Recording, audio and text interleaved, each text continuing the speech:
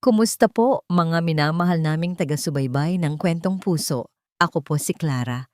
Samahan niyo akong muli sa isang gabing puno ng pag-ibig at pagsubok. Handa na ba ang inyong mga puso? Dahil ngayong gabi, hindi lang pag-asa ang ating sasalubungin, kundi isang katotohanang mas masakit pa sa sugat. Sabi nga nila, mas madaling magpatawad kaysa kalimutan. Pero paano kung ang taong gumamot ng iyong sugat siya rin ang magdudulot ng isang pagdududa? May mga pamilya kasing itinatakda ng dugo at mayroon namang pinipili ng puso. Ang tanong, sapat ba ang pagpili kung ang kapalit ay buhay mo? Ibalik mo na lang sa amin yan, Tess. Hindi mo naman talaga yan, anak. Ang mundo, umikot, ang boses, galing sa likod ng kurtina, matinis, pamilyar. Parang may bakal na tumama sa dibdib ni Tess. Hindi siya makahinga. Bumalik lang siya sa ulirat. Nasa isang malaking kwarto. Amoy malinis. Amoy mamahalin. Hindi amoy karinderya. Hindi amoy luma. Tiningnan niya ang sarili. Nakasuot siya ng puting damit. Ang mga braso, may mga tubo. Sa tabi niya, may mga makinang umiilaw at tumutunog. Saan ako? Lumingon siya. Nakita niya ang dalawang anghel niya, si Alona at si Andre. Natutulog sa tabi niya, magkayakap sa isang malaking sofa. Huminga siya ng malalim, ligtas sila. Doon lang siya nakahinga ng maayos. Tess, nagbibingi-bingihan ka ba? Ang boses, si Veronica. Ang hipag niyang matagal nang walang respeto. Dahan-dahan siyang umupo. Masakit ang tagiliran niya. Ang ulo niya, parang may martilyong tumitibok. Veronica? Mahina niyang tanong. Nilapit ni Veronica ang mukha niya. Galit. May apoy sa mata. Oo, ako nga. Ano? Nag-i-enjoy ka sa ospital ng mga mayayaman? Saan ka ba naghahanap ng sugar daddy? Pinipigilan ni Tess ang luha. Hindi dahil sa galit, kundi sa hiya. Ito ang pinakaayaw niyang mangyari. Ang maging tampulan ng tsismis at kawalan ng respeto. Wala kang alam, Veronica. Nagkasakit lang ako. Nagkasakit? Nagkasakit o nagkunwari? Para lang maging kawawa? Para lang magamit ang mga bata? Ibalik mo na lang sa amin yan, Tess. Hindi mo naman talaga yan, anak. Boom! Dinig na dinig niya ang salitang yan. Ang pangungutya. Parang hinugot ang lahat ng lakas niya. Hindi mo naman talaga yan, anak. Iyon ang simula ng kanyang sakripisyo. Ang linyang binibitiwan ni Veronica sa tuwing may kailangan siyang hingin. Bakit mo sinasabi yan? Tanong niya. Ang boses niya, nanginginig.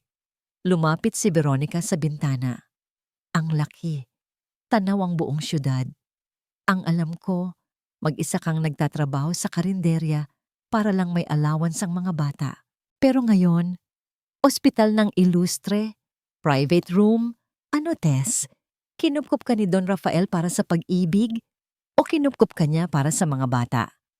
Tinakpan ni Tess ang mukha niya. Ayaw niyang makita ni Veronica ang kanyang hiya. Ang utang na loob niya kay Don Rafael nagiging sandata na ngayon laban sa kanya. Umalis ka na, Veronica.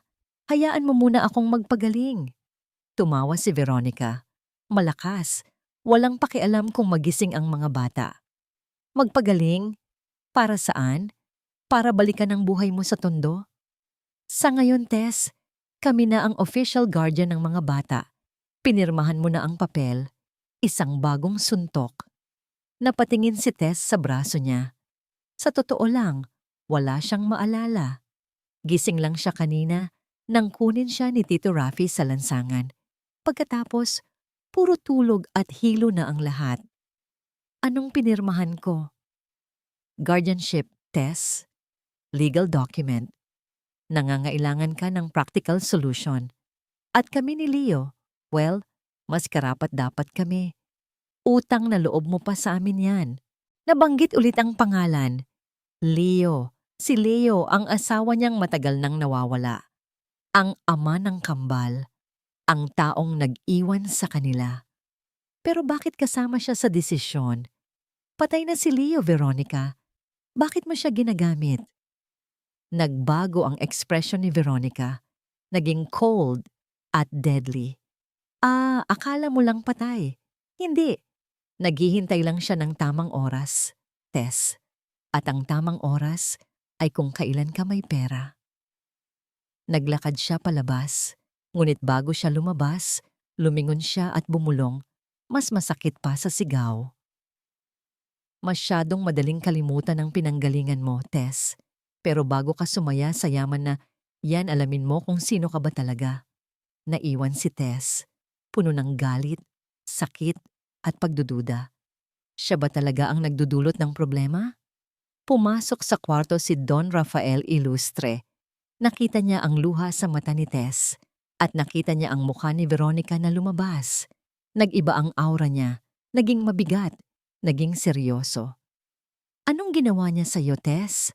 Tanong ni Rafael, hindi na Tito Rafi sa tono. Don Rafael, salamat po sa lahat, pero kailangan ko na pong umalis. Walang masasakit pa sa hiya ng isang ina. Napahinto si Rafael, tumingin siya sa bintana. Ang tingin niya, parang malalim, parang malayo. Naramdaman niya ang malamig na simoy ng hangin. Naalala niya ang sarili niyang asawa. Ang huling sigaw niya, bago siya umalis, hindi ko na kaya ang mayaman na buhay mo, Rafael. At namatay siya. Dahil sa pagmamadali, dahil sa buhay niya. Tumingin siya kay Tess. Ang sakit niya, parang sakit din ni Tess. Ang pag-ibig nagiging sumpa. Bakit, Tess? Dahil sa sinabi ni Veronica? Mahina niyang tanong. Kasi, nagiging gulo na po ako sa buhay ninyo. Wala po akong karapatan sa yaman ninyo. Ang utang na loob, sobra na po. Ayaw ko nang maging tsismis. Kahit anong gawin ko, hindi pa rin sapat para maging pamilya kami. Lumabas si Rafael. Parang may nagtulak sa kanya. Hindi siya galit. Natatakot siya. Natatakot siyang maulit ang kasalanan. At yun, Ramos, I want a full investigation right now. Hindi lang kay Veronica, pati kay Marites Ramos at sa buong history ng pamilya nila. Lahat-lahat. I need to know the truth. Utos niya sa telepono. Hindi na ito tungkol sa pag-ibig. Tungkol na ito sa paghahanap ng katotohanan. Tungkol na ito sa pagligtas sa sarili niya at sa mga bata. Ito ang simula ng landas ng pagsisisi ni Rafael. Hindi niya kailangan ng kasinungalingan ni Veronica para matakot. Sapat na ang katotohanan. Ang bawat taong sinubukan niyang tulungan, nawawala. Nawala ang asawa niya, nadamay ang anak niya. At ngayon, si Tess, sa isip ni Rafael, ang pagiging ilustre niya ay isang sumpa. Isang sumpa na nagdadala ng kamatayan at kasawian sa mga mahal niya. Nasa opisina siya, napakatahimik, parang isang libingan. Attorney Ramos, gusto ko ang lahat. Financial trail, medical history, barangay records, lahat. Utos niya sa phone. Walang emosyon ng boses niya. Para saan ang lahat ng kayamanan ko kung hindi ko kayang protektahan ng isang inosenteng ina? Kinuha niya ang wallet niya. Naroon pa rin ang isang maliit na larawan. Ang larawan ng asawa niya, nakangiti. Hindi niya matanggap na ang huling sinabi nito sa kanya ay isang galit. Veronica's words, kinupkop ka ni Don Rafael para sa pag-ibig? O kinupkop ka niya para sa mga bata? Ang tanong na yon ay sumasalamin sa sarili niyang tanong. Nag-aalay ba ako ng tulong o nag-aalay ako ng pera para makalimutan ang kasalanan ko? Bigla siyang napatingin sa wedding ring niya. Nasa isang maliit na kahon sa drawer. Kinuha niya ito at pinagmasdan. Parang ito ang nag-iisang ebidensya ng kanyang pagkabigo. Nagawa ko na ba itong tama? Golden moment. Ibinaba niya ang singsing, ang paghahanap sa katotohanan ni Tess, ang praktikal na paraan para makahanap ng kapatawaran para sa sarili niya. Samantala, sa private room, nakaupo si Tess. Nag-aalangan siyang kumain.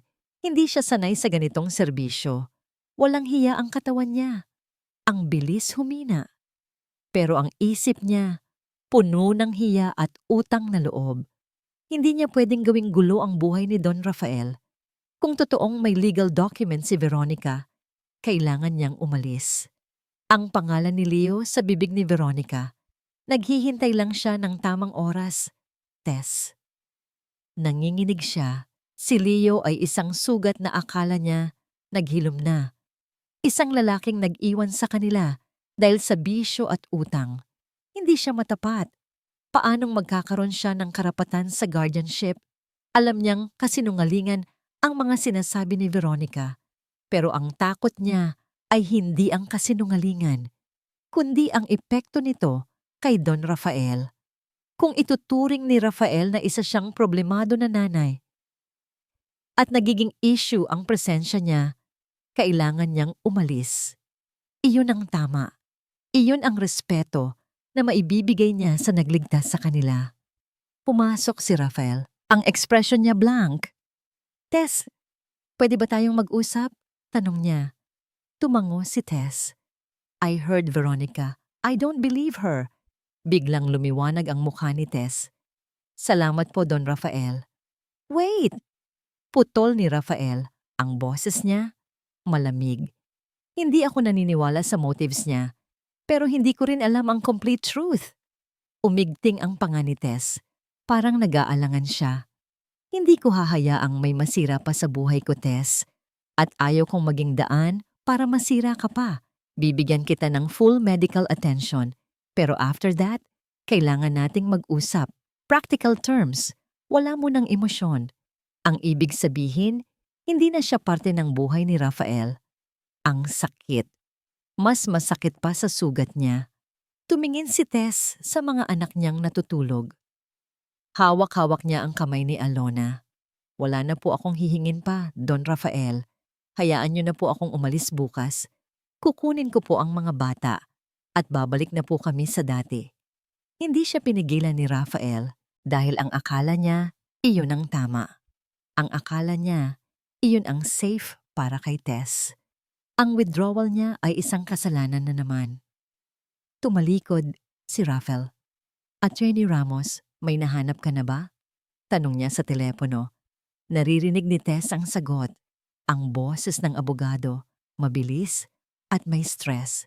Sir, urgent. Ang bahay ni Tess sa Tondo, nakapangalan na po sa kapatid ni Veronica. At suspicious ang social services records at ang pinakamasama. May nag-a-apply for temporary guardianship sa barangay ngayon at ang nakalagay na dahilan, parental neglect due to chronic sickness. Hinigpitan ni Tess ang kumot. Napapikit siya. Naghahanap na ng puno si Veronica. Hindi lang pala pera. Kinukuha na niya ang mga bata. Dangling mystery. Ang huling salita ni Attorney Ramos. Cliffhanger. Sir, wait. May isa pa. Ang taong nag-apply? Hindi si Veronica. Ang pangalan sa papel, Leo Ramos, asawa ni Marites. At ang dokumento? Hindi patay si Leo. Nandyan siya. At kinukuha ang kanyang mga anak. Hindi patay si Leo. Nandyan siya. At kinukuha ang kanyang mga anak.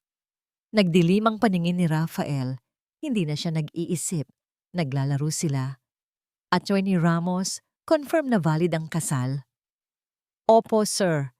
Never po silang nag-file ng annulment. Technically, sila pa rin ang mag-asawa. Kaya ang guardianship niya may basis, sagot ng abogado. Ang boses ni Rafael parang yelo. Basis? Ang isang ama na nang abandona? Nagbebenta ng gamit sa bahay para sa bisyo? May basis? Alamin mo kung saan galing ang pera ni Leo. Attorney Ramos, hindi yan basta-basta magpapaligal kung walang nagpopondo. Nagsimula na ang koneksyon. Si Veronica ang puppet master. Si Leo ang bida sa plano. Hindi lang ito tungkol sa allowance. Tungkol ito sa pagkontrol sa buong buhay ni Tess at posibleng blackmail kay Rafael. Ang galit ni Rafael ay hindi dahil sa threat sa kanya, kundi sa injustice na ginawa kay Tess. Ang babaeng ito, nagtitiis, nagpapakahirap, tapos ang mga taong dapat nagpoprotekta sa kanya, Sila pa ang sumisira. Ibinaba niya ang telepono. Nagbago ang plano. Hindi na niya pwedeng pabayaan si Tess na umalis. Hindi na ito tungkol sa utang na loob. Tungkol na ito sa kaligtasan. Bumalik si Rafael sa silid. Nakita niya si Tess. Nakahawak sa kamay ng anak niya. Ang tingin niya, matigas, determinado. Uulitin ko, Don Rafael. Kailangan ko nang umalis. Walang pakiusap sa boses ni Tess. Isa itong desisyon. Bakit Tess? Dahil ba sa hiya? Tumingin si Tess sa kanya. Sa unang pagkakataon, ang mga mata niya ay walang takot. May dignidad. Hindi lang po hiya, Don Rafael. At ang utang na loob na yan, hindi ko pwedeng bayaran ng gulo sa buhay ninyo. Ito ang core ng pagiging Pilipino niya. Ang obligation at sense of debt. Ang pag-alis ko, iyon ang tanging respeto na maibibigay ko sa inyo. Tumingin si Rafael sa kanya. Nakita niya ang sacrificial love ng isang ina. Hindi niya pwedeng sagutin ng pera. Dahan-dahan siyang lumapit. Hindi niya hinawakan si Tess. Umupo siya sa tabi ng sofa. Hindi mo ako nagiging gulo, Tess. Ako ang gulo. Matagal na. Kung umalis ka, hindi ko maaayos ang gulo ko. Paglalakbay ng damdamin. Connection. Hindi romantiko, kundi tauhiw. Wala akong karapatan sa mga bata. Pero ang guilt ko, ang kasalanan ko sa asawa ko, ito lang ang paraan para guminhawa ako sa pagtulong sa inyo. Tumingin siya sa mga mata ni Tess. Wala siyang nakitang pag-aalinlangan sa sinabi niya. Ang pag-alis mo, Tess, para sa akin ay pag-iwan. Naramdaman ni Tess ang sincerity. Ang taong ito may sariling bagyo na dala. Pero ang takot sa pangalan ni Leo, mas matindi. Kahit po gusto ko, Don Rafael, hindi pwede. May bantana. Alam ko, si Leo. Natigilan si Tess. Paano nalaman ni Rafael? Kinuha na ni Veronica ang lumang bahay ninyo. Sabi niya, pinirmahan mo raw. Ang temporary guardianship ni Leo, alam ko na. Tumulo ang luha ni Tess. Hindi niya pinirmahan ang bahay. Inaasahan niya lang na babalik si Leo para sa divorce. Wala po akong pinirmahan. Niloloko po niya ako. Niloloko po niya kayo. Tumango si Rafael. Nakita niya ang truth sa mata ni Tess. Alam ko. Pero ang tanong ko, Tess, bakit mo hinayaan na maging option ang pag-iwan sa mga anak mo? Kahit guardianship lang? Tumingin si Tess sa mga bata. Pinagpigaan niya ang lahat ng lakas. Golden moment. Dahil ang pag-ibig ko po sa kanila, mas mahalaga kaysa sa pagmamay-ari ko sa kanila. Kung ang magiging practical solution para hindi na sila magutom o maging outcast dahil sa sakit ko, ay ang maging guardian si Veronica. Kahit masakit, gagawin ko po. Selfless po ako, Don Rafael. Hindi ko po ipagpapalit ang buhay nila sa pride ko. Ang mga salitang yon ay tumagos kay Rafael. Selfless. Hindi niya nagawa yon sa asawa niya. Kung ganoon, Tess, hindi ka na aalis. Tumayo si Rafael. Ang boses niya, puno ng bagong desisyon. Maghahanap ako ng physical evidence na sinira ni Veronica ang buhay mo. Hindi lang documents, witnesses, ang mga taong nakakita ng tunay na Tess Ramos. Bigla siyang lumabas. Nag-utos sa security. Dangling mystery. May isang huling tawag si Veronica sa isang unregistered number bago siya umalis sa ospital. Ano ang inutos niya? Cliffhanger. Tess, hindi mo pwedeng umalis. Tumingin si Rafael kay Tess. Tinitigan niya ang kanyang mga mata, puno ng determination. Kailangan kong magpunta sa Tondo. Ngayon, kailangan kong hanapin ang mga witnesses mo at hindi ako aalis hanggat hindi ko nasisiguro na hindi pa nasisira ni Veronica ang lahat ng ebidensya. Tumalikod siya, nagmamadali. Ang mga bata nanatiling natutulog. Kinailangan ng 1 oras para makarating si Rafael sa Tondo. 1 oras na parang paglalakbay sa ibang mundo. Sa loob ng SUV niya, ang aircon ay sobrang lamig. Sa labas, ang hangin ay mainit, maalikabok. at maingay. Ang mga gusali sa Forbes Park, glass at steel. Dito sa Tondo, ang mga bahay ay plywood at galvanized iron. Ang amoy ng steak sa restaurant niya napalitan ng amoy ng tuyo at kanal. Ang mundong kinalakihan ni Tess. Ipinark niya ang sasakyan malapit sa isang kalsada kung saan hindi na makakadaan ang kanyang sasakyan.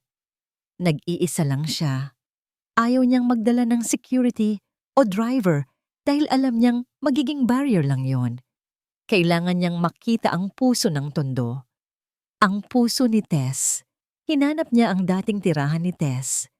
Isang compound na may 12 pamilya na nagsisiksikan sa isang maliit na lote. Isang matandang babae, nakaupo sa labas ng isang karinderya na sarado, naghihiwa ng sibuyas. Ang mukha nito, puno ng linya. Ang mga mata, matalas. "Good morning po, Aling Nena?" Magalang na tanong ni Rafael. Tinuro niya ang pinto ng lumang bahay ni Tess. "Alam niyo po ba kung sino ang nakatira dyan dati?" Tumingin si Aling Nena sa kanya. Mula ulo hanggang paa, kitang-kita niya ang brand new na polo at sapatos ni Rafael. "Sino ka, hiho?" Ang boses ni Aling Nena. Diretso. Walang pagmamano. Walang sweet talk. "Ako po si Rafael Ilustre. Kaibigan po ako ni Marites Ramos." Nagsimulang tumawa ng mahina si Aling Nena. Tawa na may halong pait. Kaibigan? May Ilustre na naging kaibigan ni Tess? Huling, ang chismis. Nagsimula na. Ito ang epekto ng pag-alis ni Tess. "Hindi po totoo yan, Aling Nena. Gusto ko po siyang tulungan, pero kailangan ko po ng tulong ninyo. Ano po ang totoong nangyari sa kanya dito?" Isinara ni Aling Nena ang kutsilyo. Inabot niya ang isang basong tubig kay Rafael. "Umupo ka. Ako ang unofficial barangay record ni Tess." Umupo si Rafael sa isang lumang monoblock na upuan. Napakatibay ng mga taong ito. Ikinuwento ni Aling Nena ang lahat. "Dito sa karinderya ko, halos mamatay si Tess. Araw-araw, nagtatrabaho siya.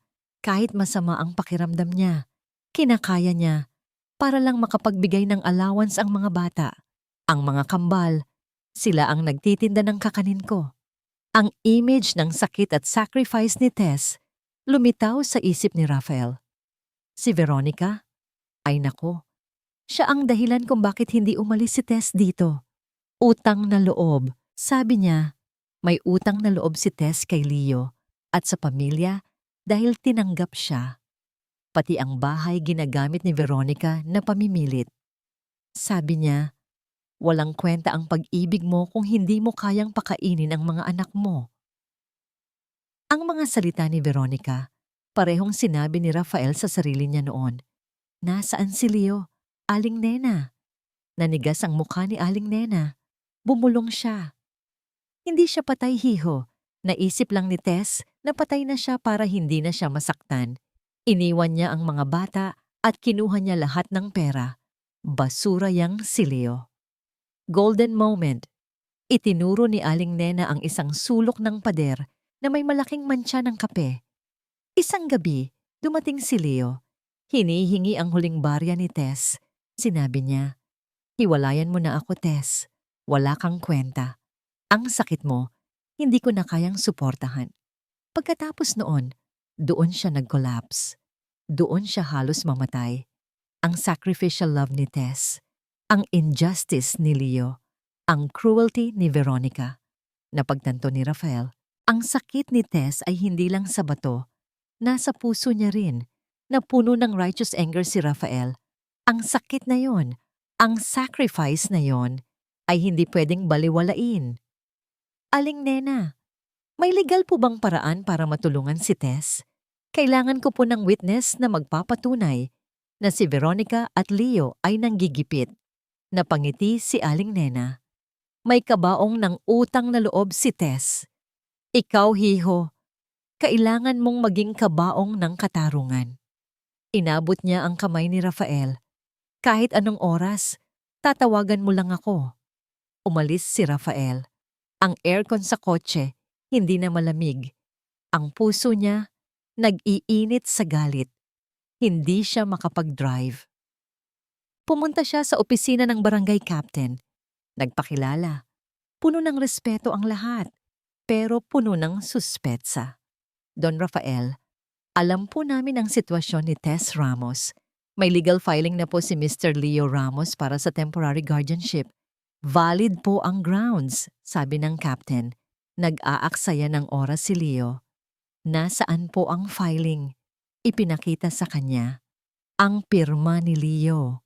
Ang address ni Veronica. Hindi po ako naniniwala. Si Tess ay isang responsible na ina. Hindi po totoo ang neglect. Naging matigas ang captain. Hindi po ako makikialam, Don Rafael. Legal matter na po ito. Dangling mystery.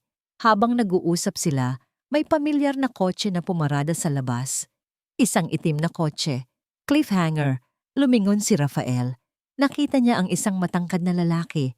Lumabas sa kotse. Nakasuot ng puting t-shirt. Fade ang buhok. Ang mukha pamilyar. Parang nakita na niya sa old photo ni Tess. Ang lalaki ay pumasok sa barangay hall. Humarap kay Rafael. Ngumiti ng nakakaloko. Who are you? Tanong ni Rafael matigas. Ako? Ako lang naman ang tatay ng mga bata. At mukhang ikaw, ang bago nilang sugar daddy. Si Leo. Galit. Hindi na chismis. Hindi na document. Ito na ang personal confrontation. Ako? Ako lang naman ang tatay ng mga bata. At mukhang ikaw, ang bago nilang sugar daddy. Walang boses ang galit ni Rafael. Mas delikado ang ganoong klaseng galit. Tumingin siya kay Leo. Ang lalaki, malaki ang katawan, mayabang ang ngiti. A wasted man. Ako si Don Rafael Ilustre. At ikaw, si Leo Ramos, ang lalaking nang-abandona sa asawa at mga anak. Ang lalaking may utang sa kalahati ng tondo dahil sa bisyo. Matigas na sabi ni Rafael. Natigilan si Leo.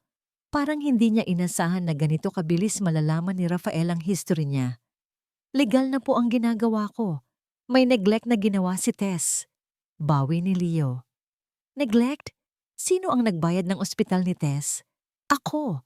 Sino ang nagbigay ng tirahan? Ako. Ikaw? Nasaan ka nung halos mamatay ang asawa mo, Leo? Nag-init ang ulo ni Leo, pero pinigilan niya ang sarili. Alam niyang malalim ang butas ni Rafael. Huwag kang makialam doon. Ito ang pamilya ko. At ang mga ilustre, walang karapatan sa Ramos. Giit ni Leo. Biglang umepal ang barangay captain.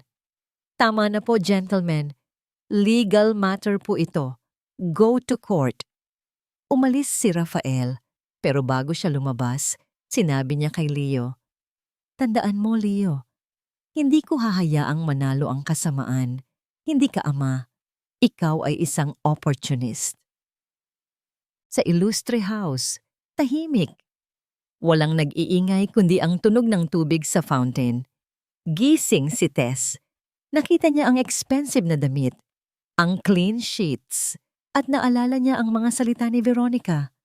Gulo na po ako sa buhay ninyo. Sa tingin niya ang best way para magpakita ng utang na loob at respeto ay ang umalis. Ang pag-alis niya, ang magiging tunay na sacrifice. Dahan-dahan siyang nag-ayos. Kinuha niya ang isang duffel bag at pinuno ng damit ng mga bata. Kinuha niya ang lahat ng resibo at legal document na nakuha niya. Walang pera. Hindi siya kumuha kahit isang barya. Nag-iwan siya ng isang maikling note sa bedside table para kay Don Rafael. Don Rafael, maraming salamat po sa pagligtas sa amin. Ang buhay po namin, utang namin sa inyo. Pero huwag na po ninyong dagdagan ng problema. Hindi ko po kayang maging dahilan para masira ang buhay ninyo. Ang pag-alis po namin para sa ikabubuti ng lahat. Sana po, maintindihan ninyo. Tess, hinalikan niya ang mga anak niya, ang mga kambal, tulog na tulog pa. Sinakay niya ang duffel bag at dahan-dahang lumabas. Sa main gate, nag-abang siya ng taxi ang Ateneo. Tondo. Muli siyang nandoon. Nag-alala si Aling Nena nang makita si Tess. Tess, bakit ka bumalik? Dapat doon ka na lang sa mayamang tao. Hindi po pwede, Aling Nena. May gulo na po. Pumunta si Tess sa lumang bahay niya. Nagulat siya. Ang pinto, may bagong padlock. Naku, Tess, kinuha na ni Veronica yan. Sabi niya, pinabayaan mo raw. Sabi niya, ginagamit mo lang ang bahay para sa legal aid. Sabi ni Aling Nena. Parang sumasakit ulit ang puso ni Tess. Ang sakit niya, hindi na sa bato. Nasa kaluluwa niya. Lahat ng gamit ko? Wala na. Kinumpis ka ni Veronica. Utang daw ni Leo. Sagot ni Aling Nena. Malungkot. Wala na siyang matutuluyan. Wala na siyang safety net. Ang emotional low point. Mama, gutom na po si Andre. Bulong ni Alona. Kinuha ni Tess ang huling barya sa bulsa niya. Hindi sapat para makabili ng lugaw. Kailangan niyang maglakbay, makipagsapalaran. Dinala niya ang mga bata sa Old Bus Terminal, ang huling lugar kung saan walang maghahanap sa kanya. Ang huling lugar kung saan siya makakatulog nang walang hiya. Umupo sila sa isang lumang bench. Malamig, maalikabok. Mama, nasaan na po si Tito Raf? Hindi na ba niya tayo love? Tanong ni Alona. Golden moment. Ito ang pinakamasakit na tanong. Ang tanong na hindi niya kayang sagutin. Love tayo ni Tito Rafi, anak. Pero may mga bagay na hindi pwedeng love lang. Bulong ni Tess. Sa kabilang dako, nagmamaneho si Rafael. Galit. Nagsisimula na siyang hanapin si Tess. Habang naghahanap siya sa city proper, may natanggap siyang text mula kay Attorney Ramos. Attorney Ramos, Sir, may intel ako.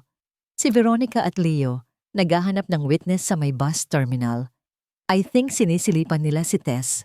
Agad na lumiko si Rafael. Bus terminal. Sa old bus terminal, madilim. Biglang may pumaradang itim na sasakyan. Lumabas si Veronica at si Leo. Ngumiti si Veronica. Tawa na puno ng kalamigan. Hey, Tess, akala ko magaling ka na. Bumalik ka pa rito? Niyakap ni Tess ang mga anak niya. Takot. Ano ang kailangan mo, Veronica? Wala. Gusto ko lang ibigay ito. Inilabas ni Veronica ang isang document. May seal na. Final guardianship. Pinirmahan na ni Leo. Ngayon, pirmahan mo na lang. Wala ka ng laban. Kinuha mo na ang lahat ng support ni Don Rafael, pero wala ka pa ring kapangyarihan. Dangling mystery. Habang kinukuha ni Veronica ang papel, may glint ng bling sa kamay niya. Isang mamahaling bracelet. Saan niya nakuha ang pera? Cliffhanger. Inilapag ni Veronica ang papel. Dahan-dahan. Pirmahan mo na. Or ipapakulong kita sa kasong abandonment ng mga anak mo. Tumingin si Tess sa papel. Ang signature ni Leo. Ang address ni Veronica. Ang mga salitang final guardianship. Walang kalaban-laban. Wala na siyang lakas. Biglang may malakas na siren ng sasakyan na tumunog sa likod. Si Rafael Ilustre. Pero huli na ba? Nakaalis na ba si Tess? Ang kabanatang ito ay tungkol sa harapan ng katotohanan. Ito ang climax ng Phase 1. Malamig. Ang tunog ng siren ni Rafael Ilustre ay tumagos sa dilim. Hinarap ni Rafael ang dalawa. Ang mga mata niya, hindi natakot. Apoy. Leo Ramos, Veronica Ramos, illegal detention at extortion ang ginagawa ninyo. Matigas na sabi ni Rafael. Huwag kang makialam, mayabang. Sigaw ni Veronica. Ang boses niya, punong-puno ng hysteria. Hindi ka pamilya. Ang guardianship na yan, legal. Pinirmahan ni Leo, ang tunay na ama. Lumapit si Leo. Ang nangiti niya, mas lalong naging creepy. Kahit anong yaman mo doon, hindi mo kayang palitan ng dugo. Ang mga batang yan, Ramos ang apelyido, akin yan. Niyakap ni Tess ang dalawang anak. Si Alona, umiiyak na. Si Andre, nakatingin kay Leo na may takot. Tiningnan ni Rafael si Tess. Nakita niya ang despair. Tess, anong sinabi ko? Hindi ka aalis. Hindi ko hahayaang manalo ang kasamaan. Bulong ni Rafael. Hindi ko kayang lumaban, Don Rafael. Wala na akong lakas. Bulong ni Tess. Doon nagbago ang diskarte ni Rafael. Hindi na siya lalaban bilang financier.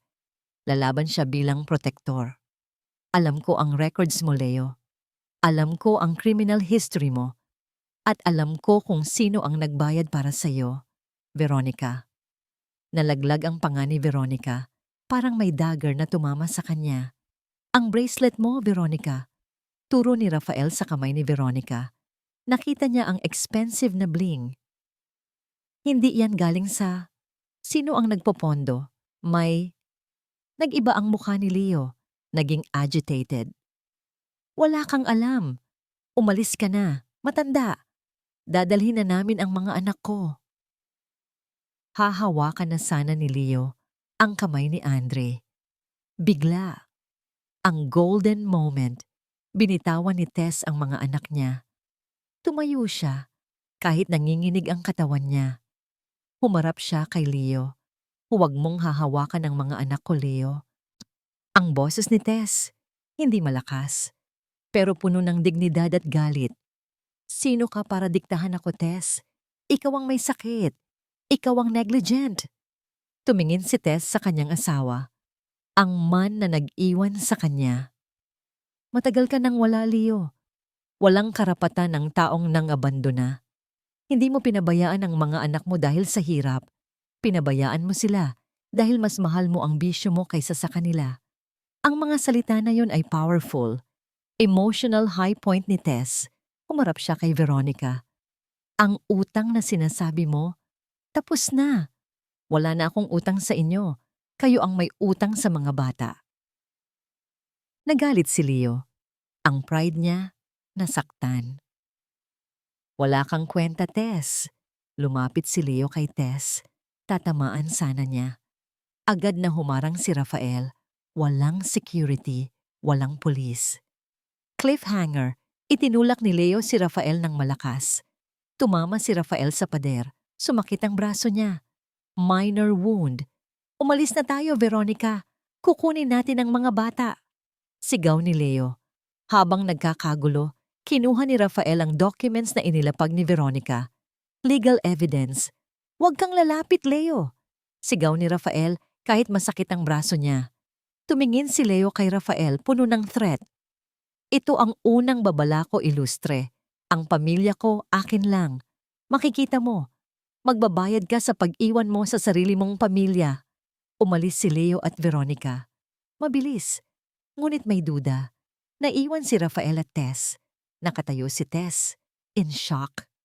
Don Rafael, ang braso ninyo. Lumapit si Rafael kay Tess. Hinawakan niya ang kamay niya. Mahigpit. Hindi na tayo aalis, Tess. Hindi mo na kailangang umalis. I am fighting for you and your kids. Hindi ko hahayaang manalo ang kasamaan, sabi ni Rafael. Nakita ni Tess ang determination sa mata ni Rafael. Hindi na ito utang na loob. Tunay na pag-ibig at commitment. Bumalik sina Rafael, Tess, at ang mga bata sa Ilustre Residence. Ang katahimikan ng malaking bahay, iba sa chaos ng bus terminal. Sinubukan ni Tess na gamutin ang braso ni Rafael. Maliit lang ang sugat, pero malaki ang trauma. Aayos lang po ba kayo, Don Rafael? Tanong ni Tess. Nanginginig pa rin ang kamay niya. Ayos lang ako, Tess, sagot ni Rafael. Pero ang mata niya, malalim. Mas importante kayo. Ligtas na kayo. Inilagay ni Tess ang bandage sa braso ni Rafael. Naramdaman niya ang init ng balat ni Rafael. Hindi na siya isang mayamang estranghero. Siya ang pader na humarang sa bagyo. Sana po, hindi na po kayo nagpunta. Nadamay pa kayo sa gulo ko. Bulong ni Tess. Hindi tumingin si Rafael sa sugat. Tumingin siya sa mga mata ni Tess. Hindi ka gulo, Tess. Ikaw ang liwanag na matagal ko nang hinahanap. Ang gulo. Ako yan. Ang pagpapatawad, huminga siya ng malalim. Kinuha niya ang kamay ni Tess. Hindi lang utang na loob ang sayo. May kasalanan ako. Noong sinabi mo na aalis ka, hinayaan kita. Dahil natakot ako. Natakot akong ulitin ang sumpa ko sa asawa ko. Ang belief ko na ang mga mayayaman nagdadala lang ng gulo at sakit sa mga inosente. Ang pag-alis ko, akala ko, protection mo. Pero selfish ako. Mas inuna ko ang takot ko kaysa sa kaligtasan mo. Biglang lumabas ang luha ni Tess. Hindi ito luha ng kalungkutan. Luha ng naiintindihan ko po, Don Rafael. Ang pag-ibig po, hindi perpekto. Kailangan mo ring magpatawad sa sarili mo. Sabi ni Tess, ito ang turning point. Ang pagpapatawad ni Tess, nagbigay ng patawad sa sarili ni Rafael. Maraming salamat, Tess. Hindi ako aatras. Wala na tayong takot. Kinabukasan, sa opisina ni Attorney Ramos, nandoon si Tess, Rafael, at ang abogado. Ang mood, seryoso. Legal battle. Sir, Miss Ramos, nakakuha po tayo ng Temporary Restraining Order, TRO, laban kay Leo at Veronica. Pero ang motion ni Leo para sa guardianship, valid pa rin. Kailangan nating i-dispute ang paternity niya, sabi ni Attorney Ramos. Paternity? Hindi ba siya ang ama? Tanong ni Rafael. Siya po ang biological ama, pero sa batas, may grounds tayo for parental unfitness at abandonment, paliwanag ng abogado. Si Tess, handa na. Walang hiya. Wala nang utang na loob. Lalaban po ako, Attorney Ramos.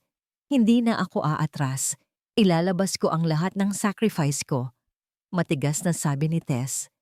Pero ang pinakamalaking problem natin, putol ni Attorney Ramos, ang testimony ni Veronica. May source ako na naghahanap sila ng surprise witness na makakapagpatunay na pinabayaan niyo raw ang mga bata bago kayo dinala sa ospital. Ang pagsubok. Sino? Tanong ni Rafael. Hindi ko alam. Ang alam ko lang, eyewitness daw sa loob ng compound ninyo sa Tondo. 1 taong malapit sa inyo. Kailangan nating patunayan na ang sakit ni Tess, hindi neglect. Doon naaalala ni Rafael si Aling Nena. Attorney Ramos, may witness na ako. Si Aling Nena, ang karinderya owner, sabi ni Rafael. Siya ang makakapagsabi kung sino ang tunay na naghirap at kung sino ang tunay na mapagpabaya. Ang pagiging practical ni Rafael, nagbigay ng pag-asa. Nagsimula na ang legal battle. Sa sumunod na linggo, sa korte, ang mga ilustre ay pumunta. Ang mga Ramos ay naroon. High-stakes legal drama. Pumasok si Veronica at Leo. Naglalakad sila na puno ng confidence. Ang lawyer ni Leo, isang matandang babae na may dark suit. We will prove na si Miss Ramos, dahil sa chronic sickness, hindi fit na maging guardian. Ang mga bata, neglected. Sabi ng lawyer ni Leo. Pinagmasdan ni Rafael si Tess. Hawak niya ang kamay ni Tess. Mahigpit. Nagsimula ang testimony. Biglang tumayo ang lawyer ni Leo. Your Honor, we would like to present our surprise witness. Ang taong in charge sa mga bata noong panahong abandoned sila ni Miss Ramos. Tumingin si Rafael kay Tess. Hindi niya alam. Walang naikwento si Tess. Pumasok ang witness. Isang babae, naka-uniforme ng cleaning service, nakatingin kay Tess na may galit. Dangling mystery, ang galit ng surprise witness. Ano ang secret niya? Cliffhanger. Please state your name for the record, sabi ng clerk. Ako po si Manang Betty, at handa po akong mag-testify na si Marites Ramos, walang kwenta na ina. Huwag niyang sabihin na hindi siya nag-iwan ng utang sa akin. Nagulat si Tess. Nagulat si Rafael. Ang surprise witness ay lumabas na may galit na personal laban kay Tess at may utang na loob na hindi pa nababayaran. Bumalik ang lahat sa korte. Ang atmosphere parang may battle na magaganap. Nakaupo si Tess. Nanginginig. Ang surprise witness, si Manang Betty, nakatingin sa kanya ng may puot. Your Honor, si Manang Betty po ang eyewitness namin, sabi ng lawyer ni Leo. Siya po ang pinag-iwanan ni Miss Ramos sa mga bata, pero hindi niya binayaran. Financial irresponsibility at neglect po yan.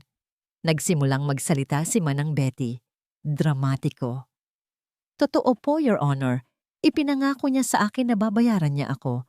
Pero nagkasakit siya at sinarili niya ang pera. Ni hindi niya kayang bayaran ang caregiver. Paano pa ang mga anak niya? Tiningnan ni Tess si Betty. Hindi niya maalala na kumuha siya ng caregiver. Si Betty, ang kapitbahay na laging nagagalit dahil sa ingay ng mga bata. Sinubukan ni Rafael na pigilan ang galit niya. Hinawakan niya ang kamay ni Tess. Wala kang alam, Betty, bulong ni Tess. Hindi niya sinabi sa akin kung saan siya pupunta. Iniwan niya ang mga bata sa sino ang mas irresponsible, Your Honor? Sigaw ni Betty. Napatingin ang judge. Tila naaawa siya kay Betty. Lumabas na parang sinamantala ni Tess ang hiya ng isang mahirap. Bumulong si Rafael kay Attorney Ramos. It's time. Get Aling Nena on the stand. Tumayo si Attorney Ramos. Your Honor, ang defense po, gustong magpresenta ng witness mula sa community ni Miss Ramos, isang taong walang utang na kailangang bayaran. Pumasok si Aling Nena. Matigas ang tindig, walang takot sa mata. Humarap siya sa judge at sa buong courtroom. Ang lawyer ni Leo nag-object. Irrelevant, Your Honor. Hearsay lang yan. Overruled. Let the witness speak, sabi ng judge. Nagsimulang magsalita si Aling Nena. Ang boses niya, simple, pero puno ng katotohanan. Your Honor, kilala ko si Tess Ramos. Kilala ko siya hindi bilang negligent mom, kundi bilang martir ng tondo. Si Manang Betty, nagsisinungaling. Hindi siya caregiver. Siya ay kaibigan ni Veronica na gustong maningil ng utang kay Tess na hindi naman utang.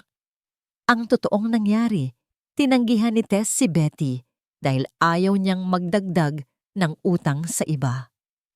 Ang totoong nangyari, Your Honor, tumingin si Aling Nena kay Veronica at Leo. Ang tingin niya, puno ng hiya para sa dalawa. Golden moment. Ang pag-ibig ni Tess, hindi nakikita sa pera, Your Honor. Nakikita sa kawayan at sa bawat paghinga niya para sa mga bata. Araw-araw, nagtrabaho siya sa karinderya ko. May sakit siya, pero hindi siya nagrereklamo. Hinihingi ni Leo ang lahat ng pera niya. Kinuha ni Veronica ang bahay niya, pero hindi pa rin niya sila inabandon. Your Honor, hindi neglect ang ginawa ni Tess. Sacrifice po iyon. Ang neglect, ginawa ni Leo. Ang exploitation, ginawa ni Veronica. Tumulo ang luha ni Aling Nena. Pero ang testimony niya, tumagos sa puso ng judge. Tahimik ang korte. Walang objection ang lawyer ni Leo. Wala silang laban sa katotohanan ng barangay. Nag-recess ang judge. Pagbalik niya, matigas ang boses niya. Sa kasong ito, ang court ay naniniwala sa testimony ni Aling Nena. Ang mother's love ni Marites Ramos ay hindi neglect. Siya ay biktima ng abuse at financial exploitation. Tumingin siya kay Leo at Veronica. Ang motion para sa temporary guardianship ni Leo Ramos, denied. At ang TRO laban sa inyo, ginagawa naming permanent. Hindi na kayo pwedeng lumapit pa kay Marites Ramos at sa mga anak niya. Panalo. Yumakap si Tess kay Rafael. Umiyak siya. Luha ng tagumpay at katarungan. Tumayo si Veronica. Ang mukha niya puno ng galit at kahihiyan. Hiya. Hinila niya si Leo. Umalis na tayo, Leo. Nasira na ang pangalan natin. Dangling mystery. Habang naglalakad palabas, walang boses na sinabi ni Leo kay Rafael, hindi pa tapos ang laban. May karapatan pa ako. Magkita tayo sa labas. Cliffhanger. Lumingon si Rafael kay Leo. Nakita niya ang threat, pero binaliwala niya. Niyakap ni Rafael si Tess. Ligtas na kayo, Tess. Pero sa labas ng courtroom, may nakita si Rafael. Ang itim na sasakyan ni Leo, hindi umalis. Ang threat ni Leo, hindi pa tapos. At ang paternity niya, valid pa rin. Isang buwan nang lumipas.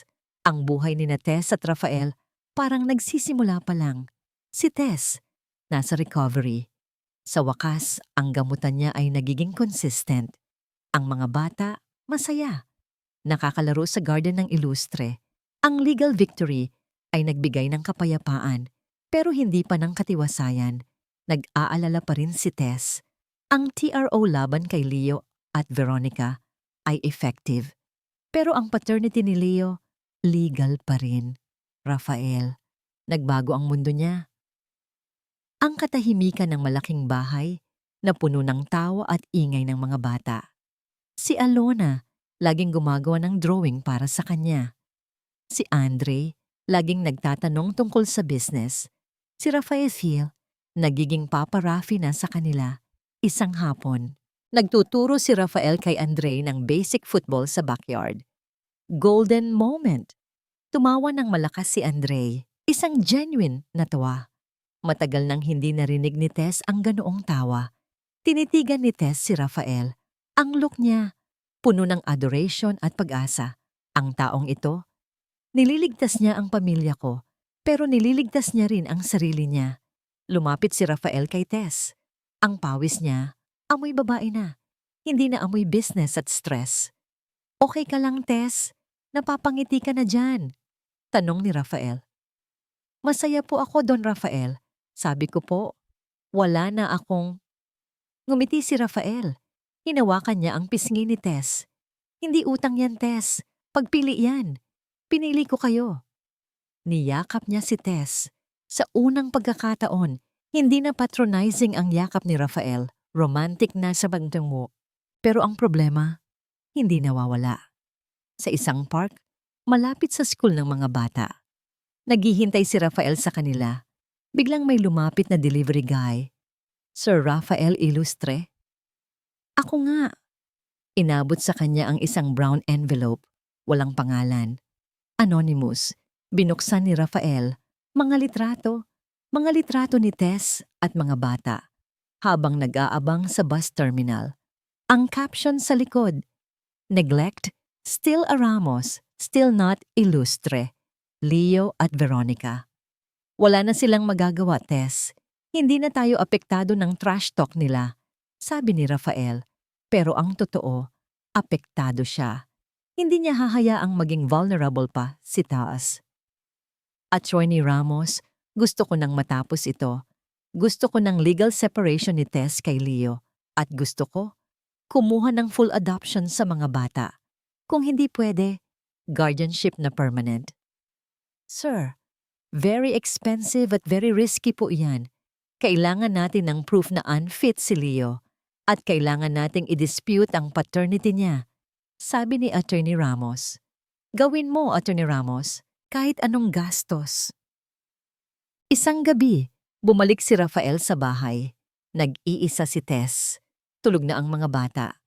Nakita ni Tess si Rafael, nakaupo sa sala niya, malungkot. Don Rafael, anong problema? Wala. May old photo lang akong nakita. Ang photo ng asawa niya. Ang asawa ko, Tess. Namatay siya dahil sa gulo na dinala ko sa kanya. Ang huling sinabi niya sa akin, I hate you, Rafael. I hate your life. Ito ang core guilt ni Rafael, ang sumpa na nagdala sa kanya sa kawalan. Kaya natakot akong tulungan ka. Kasi baka ikaw ang isusunod. Dangling mystery. Ang truth sa likod ng last words ng asawa ni Rafael. Cliffhanger. Biglang may tumunog na doorbell. Kakaiba ang OA. Pumasok ang security. May hawak na isang envelope. Old-fashioned. Sir, galing po sa cleaning service. Sabi, personal daw po ito. Galing daw po sa attic. Binuksan ni Rafael ang envelope. Isang sulat. Ang sulat ng asawa niya. Nagsimula siyang magbasa. Nanginginig ang kamay niya. Rafael, ito ang huling sulat ko. Alam kong hindi na ako magtatagal. Ang totoo, hindi ko po kayo kinamumuhian. Ang totoo, mahal na mahal ko po kayo. Ang kasamaan sa inyo, hindi ang yaman ninyo. Ang kasamaan, ang mga taong nakapaligid sa inyo, ang nag-iwan sa akin dito. Si Veronica Ilustre, kapatid ng asawa ko. Napatayo si Rafael. Veronica Ilustre, hindi. Ang kapatid ng asawa niya. Si Veronica ang huling tao na nakita ng asawa niya. Hindi na ito gulo. Ito ay malaking conspiracy. Napatayo si Rafael, Veronica Ilustre. Nabasa niya ang huling linya ng sulat, ang pangalan, ang katotohanan. Rafael, ang kasamaan, ang mga taong nakapaligid sa inyo. Ang nag-iwan sa akin dito, si Veronica Ilustre, kapatid ng asawa ko. Ang asawa ni Rafael, si Maria, ay Ramos sa pangalan bago ikinasal. Si Veronica Ramos, ang kapatid ng asawa ni Tess, ay isang distant relative ng pamilya Ilustre at kaibigan ni Maria. Tiningnan ni Rafael ang pangalan sa sulat. Hindi Veronica Ramos. Veronica Ilustre ang nakasulat. Bakit? Biglang nag-flashback ang isip ni Rafael. Noong namatay si Maria, si Veronica ang sekretary ng kanyang law firm. Ang taong nagbigay ng balita tungkol sa huling salita ni Maria. Ang dalawang Veronica, iisa lang. Nagpakilala lang siya bilang Ramos nang magpakasal sa kapatid ni Leo para makapasok sa mundo ni Tess at makatakas sa previous life niya. Ang kasamaan, ang conspiracy, hindi lang ito tungkol sa mga bata. Ito ay tungkol sa krimen. Kinabukasan, nandoon si Rafael sa opisina ni Attorney Ramos. Ang sulat, nasa mesa. Attorney Ramos, tingnan mo ang pangalan, Veronica Ilustre. Ang asawa ko, si Maria Ramos sa maiden name. Si Veronica Ramos, kapatid ni Leo. It's the same person. Putlang-putla si Attorney Ramos. Sir, that's a stretch. Pero si Veronica po nag-resign sa firm ninyo noong namatay si Mrs. Ilustre. Nawala po siya. Doon siya nagpunta sa Tondo. Doon niya tinago ang sarili niya. At ngayon, bumalik siya para blackmail ako gamit ang mga bata ni Tess. Biglang nakita ni Rafael ang buong picture. Si Veronica, alam ang guilt ni Rafael. Alam niya ang weakness ni Rafael. Siya ang nag-fabricate ng last words ni Maria. Ang buong ito, ang huling piece para sa pagpapatawad sa sarili ni Rafael. Attorney Ramos, tawagin mo ang pulis. Fraud, estafa, at obstruction of justice. I want her arrested. Now. Samantala, nandoon si Tess. Sa unang pagkakataon, nag-aayos siya sa master bedroom. Ang mga bata, naglalaro sa sala. Naramdaman niya ang peace, pero ang peace hindi nagtatagal. Biglang may pumasok, si Veronica at Leo. Nagtagumpay silang nakapasok dahil dating empleyado ni Rafael si Veronica. Tess, nagtatago ka sa likod ng yaman? Sigaw ni Veronica. May knife sa kamay niya. Anong ginagawa mo rito, Veronica? May tiro. Trio. I don't care. Kukunin ko ang pera ko. You ruined everything. Dapat, ako ang asawa ni Rafael. Nagulat si Tess. Asawa ni Rafael? You killed Maria. You lied to Rafael. Sigaw ni Tess. Hindi ko siya pinatay. Sila ang nag-iwan sa akin. Ako ang nag-alaga sa kanila. I deserve ang pera ni Rafael. Sigaw ni Veronica. Naglakad siya papunta sa mga bata. Humarang si Tess. Hindi na siya magiging martir. Huwag mong hahawakan ang mga anak ko. Sigaw ni Tess. Nagsimula ang scuffle. Hinila ni Veronica si Tess. Napasigaw si Tess. Ang golden moment.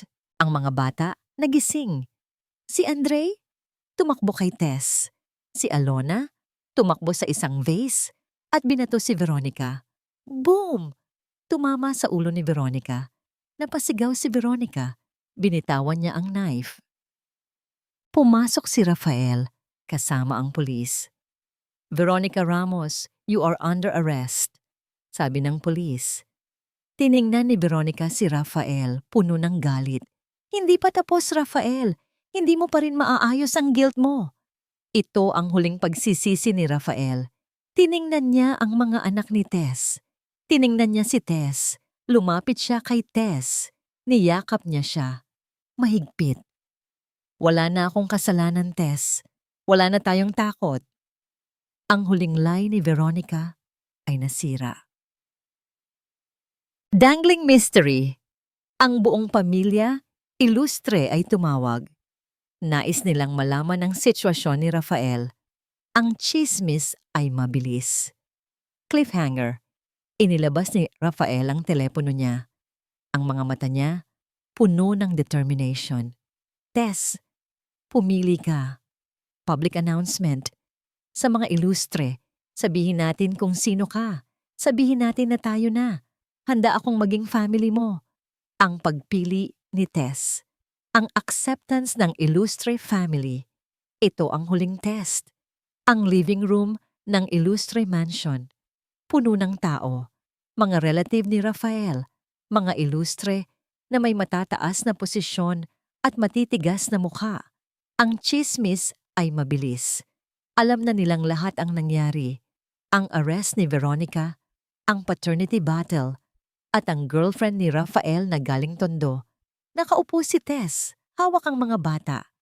Ang suot niya, simpleng dress. Ang hiya niya nawala na.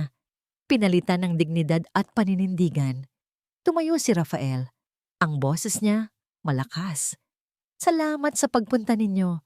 Nandito ako para magbigay ng public announcement. Tiningnan niya ang mga kamag-anak niya. Ang totoo, si Veronica Illustre ay involved sa kamatayan ng asawa ko at siya ang nagsinungaling sa akin. Ang guilt ko, isang malaking nagulantang ang lahat, nag-ingay, nagbulungan. Ang totoo, sa 3 taon na nawala ako, wala akong nahanap na pamilya. Pero ngayon, nakita ko na. Lumapit siya kay Tess. Hinawakan niya ang kamay niya. Si Marites Ramos at ang mga anak niya. Sila ang pamilya ko ngayon. Si Tess ay hindi opportunist. Siya ay isang martir ng pag-ibig at sacrifice. Ang paninindigan. Isang matandang tita ni Rafael, si Tita Elena, ang tumayo. Ang boses niya, puno ng respeto, pero may pagdududa. Rafael, respetado ka namin. Pero ang babae na yan, background niya, kasal pa sa iba? Galing sa mahirap? Ito ba ang legacy ng Illustre? Walang nagawa si Rafael kundi harapin ang judgment ng pamilya niya. Tita Elena, ang legacy ng Illustre, hindi sa kayamanan, kundi sa puso at sa pagpili.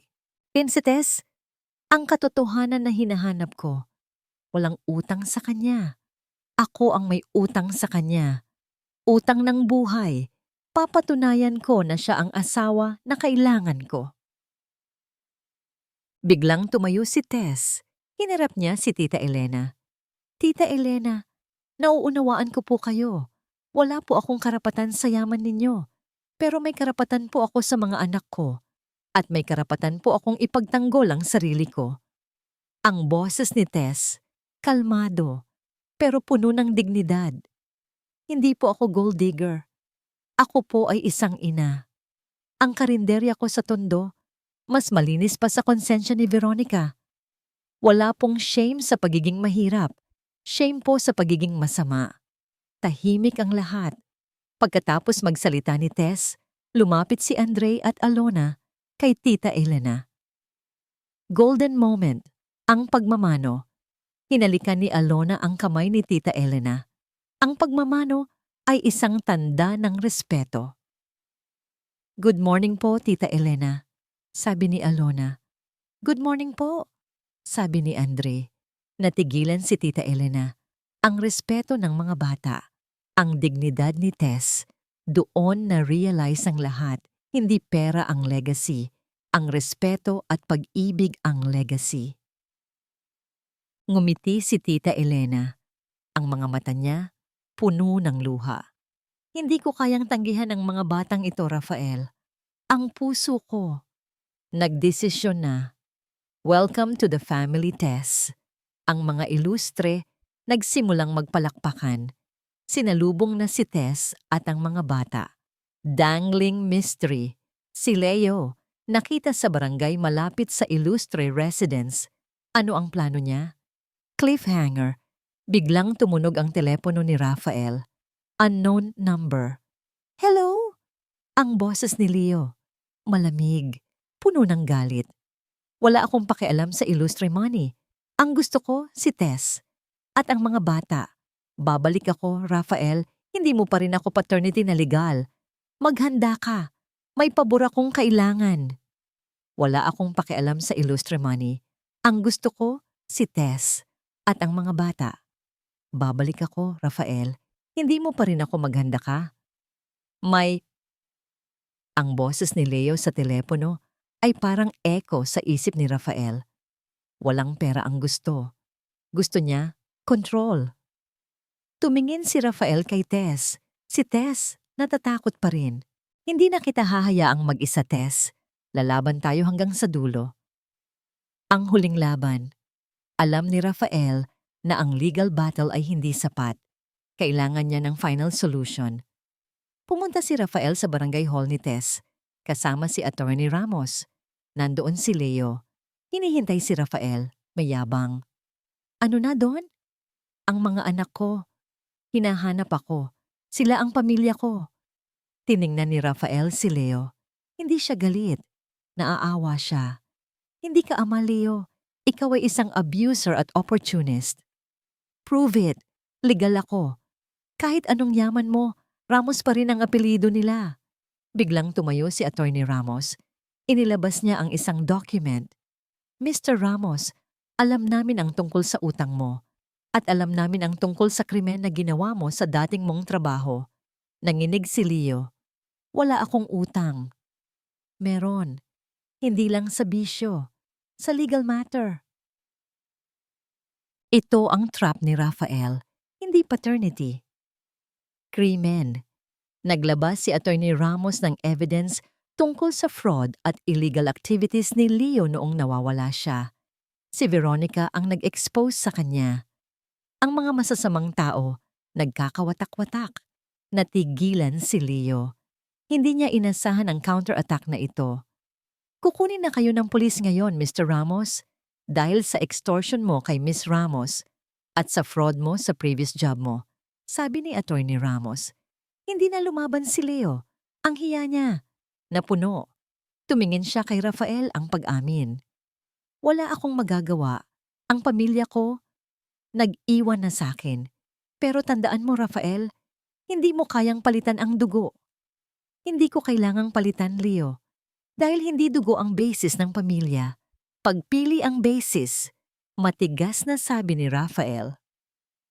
Sa huling pagkakataon, umalis si Leo. Sinamahan ng pulis. Wala ng threat, wala ng gulo. Isang linggo ang lumipas.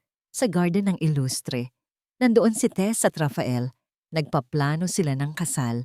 Hindi dahil sa obligation, dahil sa pag-ibig. Nakaupo si Tess. Malakas na siya. Walang sakit. Walang hiya. Lumapit si Alona kay Rafael. May hawak na drawing.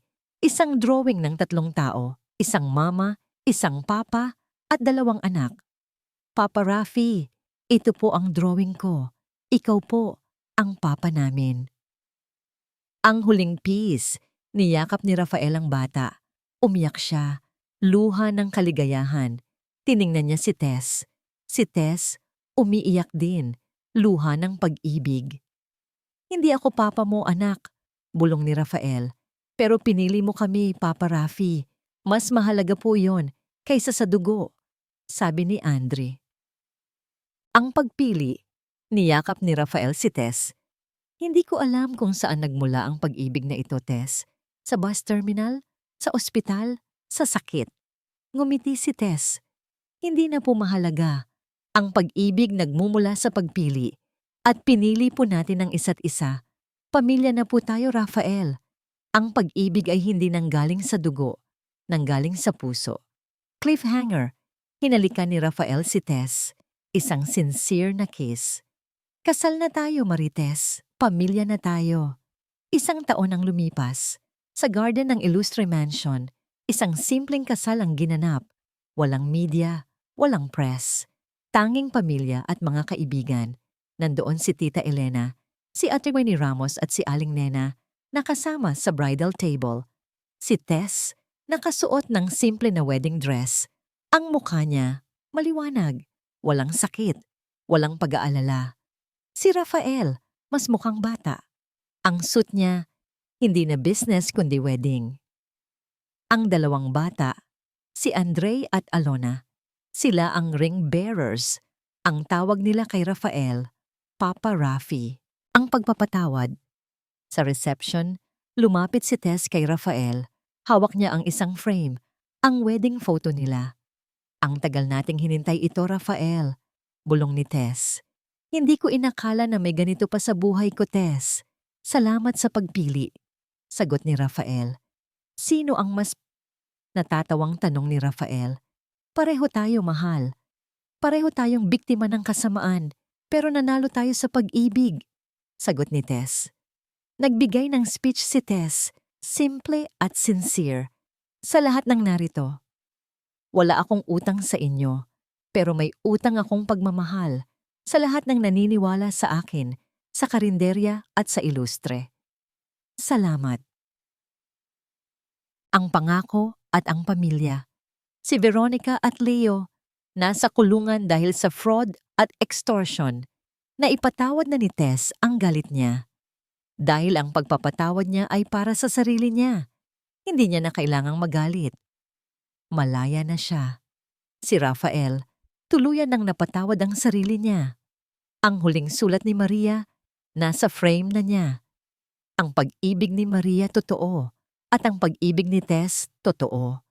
Ang huling eksena. Isang hapon. Nandoon si Rafael at Tess sa garden. Pinapanood ang mga bata na naglalaro. Tess, saan ba talaga nagmula ang tanong ni Rafael? Ngumiti si Tess. Hindi na po mahalaga. Ang at pinili po natin ang isa't isa. Pamilya na po tayo, Rafael. Inabot ni Rafael ang kamay ni Tess. Niyakap niya. Salamat sa pagpili, Marites. Ang tawa ng mga bata, malakas. Ang pag-ibig ay hindi nanggaling sa dugo, nanggaling sa puso. At dito nagtatapos ang kwento ni na Rafael at Marites, ang kwento ng dalawang kaluluwang pinagbuklod ng isang maling tawag at ng tamang pagpili. Sa lahat ng nagbuhos ng oras, luha at emosyon sa bawat kabanata, isang taos-pusong salamat po. Kayo ang nagbigay buhay sa bawat pahina. Habang isinusulat ko ang kwentong ito, lalo na sa mga eksena ng sakripisyo ni Tess sa tondo at sa laban ni Rafael sa kanyang guilt, hindi ko naiwasang maging emosyonal. May mga sandaling pakiramdam ko, kasama ako ni Tess sa pag-ihip ng hangin sa maliit niyang karinderya. Naramdaman ko ang bigat ng hiya at ng utang na loob na parang tanikala. Ganoon din kay Rafael, ang kanyang pagpipigil sa pag-ibig dahil sa takot na baka ang yaman niya ay maging sumpa. Iyong bahagi ng kwento galing sa isang personal na realization na minsan ang pinakamalaking hadlang sa pagmamahal ay ang sarili nating takot. Ngunit ang nais kong iwan sa inyong mga puso, mga minamahal, ay ang liwanag. Nasa gitna ng unos at injustice, mayroong maliit na apoy na patuloy na nagliliyab, ang pag-asa. Ang pagpapatawad kay Leo at Veronica, hindi ito para sa kanila. Ito ay para kina Tess at Rafael. Dahil ang healing ay hindi nagmumula sa pagpaparusa, kundi sa pagpili na magsimulang muli. Ang pagpili na ibalik ang tiwala sa kapwa. Ngayon, may isang katanungan akong gustong iwanan sa inyo. Sa kwento ni na Tess at Rafael, ang pagpili ay mas matimbang kaysa sa dugo. Sa inyong buhay, hanggang saan ang kaya ninyong isakripisyo para sa taong pinili ng inyong puso? Sana, ang kwentong puso na ito ay nagbigay ng inspirasyon at lakas sa inyo. Kung naantig po ang inyong puso sa kwento ng martir na si Tess at ni Papa Rafi, pakiiwan po ang inyong mga thoughts sa comment section sa ibaba. Ang inyong mga opinyon at sentiments ay ang fuel namin para magpatuloy. Huwag din po sanang kalimutang mag-like, mag-share, at mag-subscribe para sa mas marami pang mga kwentong tatagos sa inyong kaluluwa. Hanggang sa muli, maraming salamat po. Ang kwento ay isinulat ni Kwentong Puso.